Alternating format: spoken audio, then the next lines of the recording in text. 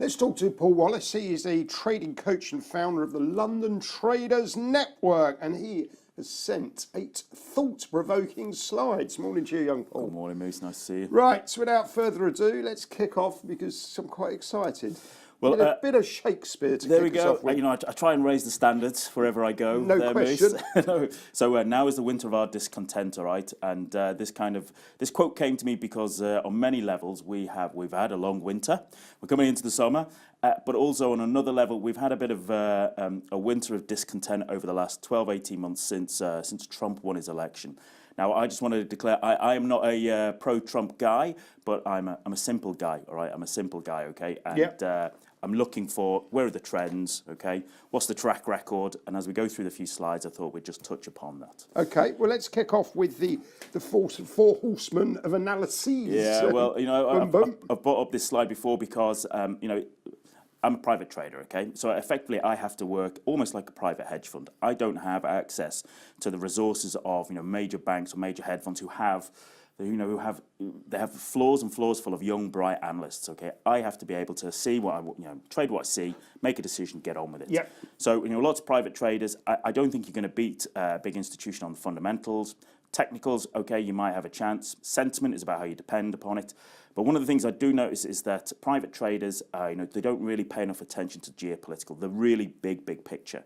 And I think this is where you can have an edge because I meet lots of these young analysts from institutions and they are exceptionally bright, exceptionally sharp, but also very tunnel vision. You know, they are looking at Vodafone, you know, right. Telecoms. That's it. They're not looking at themes. They're not looking picture. at the big picture themes. Okay.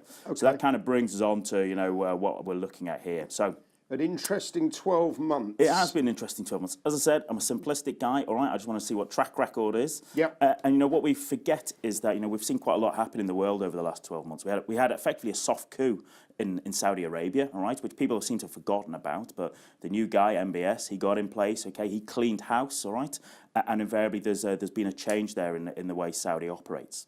We've had, you know, in the last month or so, we've had, you know, the sort of reconciliation beginning with Korea, all right. That's something that people wouldn't have expected a year or two ago. At the weekend, we had the Iraqi elections. Again, looks like Muqtada al-Sadr is the guy who's leading that. Why is that of interest? Well, because, all right, yeah, he's anti-US, but more importantly, he's anti-Iranian as well. And the Iranian influence within Iraq is being knocked back at the same time as Trump reneging on the nuclear deal, which I personally, my personal viewpoint is that's the right thing to have done. Okay. And I believe that once the reality of this comes into play, that actually this is where we're going to see this almost like a summer of discontent as the sort of the background to it starts to become available and people start to see what has actually been going on in the world. And from that, we've had Israel there. You know, as soon as Trump sort of announces that the nuclear deal is done, you know, next night we see the Israelis bombing places within Syria, probably Iranian bases, probably using some of their very brand new shiny American F-35s. Okay, so it's been an interesting 12 months, and then we start to look at, well, how do we turn that into trade ideas? That's what we want to do. Well, let's move into Europe. So there we go. So on the top left here, there's a kind of an interesting quote that came out of the weekend. So one of the Muller's senior advisors came out and said, you know, regarding the deal, if Europeans stop trading with Iran and don't put pressure on the US, then we will reveal which Western politicians and how much money they've received. For me, that's pay dirt, okay? That is pay dirt. And it's no surprise that the week before Trump made his announcement about the deal, we had both Macron and Merkel and Johnson, all right, in the US trying to pressure to keep this deal going on. There's as I said, there is we need a bit of the sort of sunlight to come out and provide a bit of disinfectant to what's going on.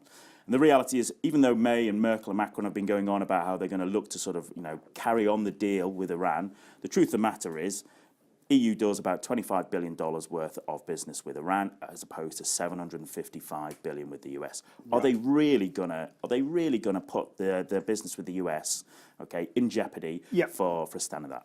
I don't see it myself. I don't see it myself. Okay, so. Okay, so let's talk some stocks and some markets. Deutsche Bank. Deutsche Bank. So every now and then, it doesn't happen very often, but every now and then I have a bit of a moment of clarity shocker, all right? And about a week or so ago, after the deal, I kind of woke up and literally thought, you know, how's this going to play out? What's this going to have a knock-on impact on I personally believe it's going to have a knock-on impact in Deutsche Bank, all right? I can't give you the fundamentals. I'm sure you get people on here smarter, more capable than me that can give you the full in-depth fundamental analysis. But what I've learned over the last 10, 15 years is that Deutsche Bank have an amazing ability to be on the wrong side of a lot of big trades, all right? And then yesterday what we had was your man, Steve Eisman from The Big Short. People remember him. He came out yesterday and said, actually, Deutsche Bank's in trouble. I think we should be shorting Deutsche Bank.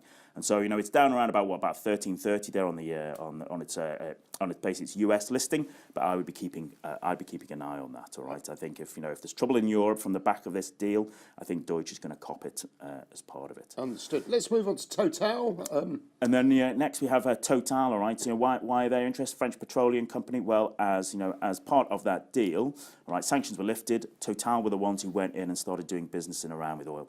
If Trump pulls the, well, he has pulled the rug on that, okay? Well, then, you have to worry, well, what's going to be the knock-on impact upon Total, the French petroleum company? It's had a little bit of a rally there, we can see there. It's back up to where it's recent resistance levels, but I'd be watching that. I'd be watching that like a hawk. Potential shorts. Absolutely, in these areas. absolutely. And then, it kind of links in that on the next slide, we've got West Texas. Now that's a very bullish chart, isn't it? It is. I agree completely. It's been in a lovely uptrend, hasn't it? Yep. We're up above 70. I remember, I think it was last year, early start of last year, when Putin said, "Oh, we'll never see oil above $50 again." And within 18 months, we're well above it. So I think that has been maybe carrying Total, okay, and that I think that invariably that price has risen, and I think a lot of that is on people thinking there's going to be all-out war in the Middle East.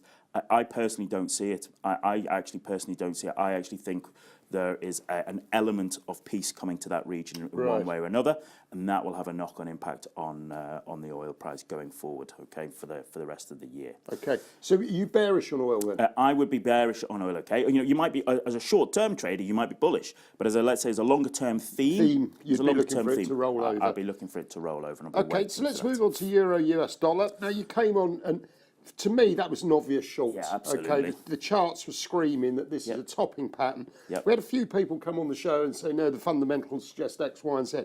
But the clarity of that chart, you would have been short all day long, right? Exactly. Trade what you see. Trade what you see. I mean, we sat here and talked about this, didn't we? Okay, and I think there's an element of this. We've seen that dollar strength coming into the market over the last 2 months or so, and that actually, I had a short there about, I think it was about 24.70. Okay, but I got out at the daily 200. All right, but we can see it actually went. It's gone another 150, 200 pips beyond that. But woulda, coulda, shoulda. That's the way it goes. That's called trading, right? That's called trading. That's called trading, isn't it? So I'm kind of interested to be watching that to see, are we going to get a continuation of dollar strength, or are we going to get a continuation of euro weakness coming if, as we see, pieces of information come out about what's going on with this Iran deal? Yeah. Right. Let's wrap up with the last slide. Drinks. There you go.